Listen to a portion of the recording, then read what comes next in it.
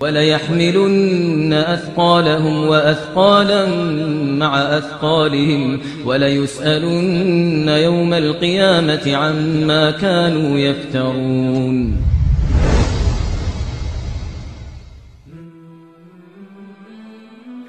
مصيبة أن الواحد يستره الله ويجاهر،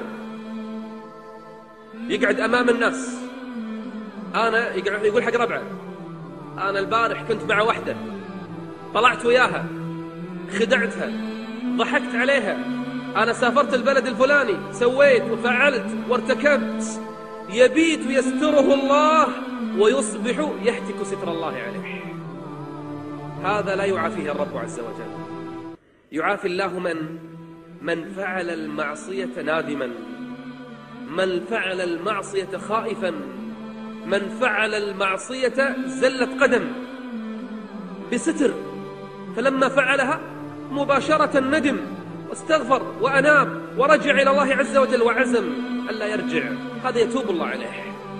أما الذي يتحدى ربه، أما الذي يجاهر، أما الذي يبي يستمع الأغاني ويسمع الناس كلهم سمعوا ترى أنا أسمع أغاني، أما التي تريد أن تجاهر بالمعصية هذه لا يعافيها الله عز وجل.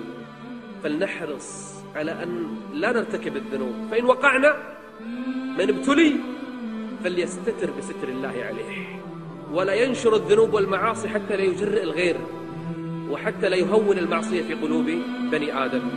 نصيحة للأزواج، بعض الأزواج أول ما يتزوج على بنا مع زوجته علاقة حلوة وتو بادي ويقول أنا ببدي وياها بداية جديدة، شو يسوي؟ يقول لها أسرار في الماضي حتى أكون صادق معاك، ترى أنا كانت لي علاقة بوحدة وكنت كل يوم أطلع مع وحدة وكنت أفعل الحرام وكنت أشرب الخمر وأنا قبل ما أتزوج بليلة كنت في كذا وكنت، حتى يصير أسودا أمام زوجتي ما خلى لها شيء.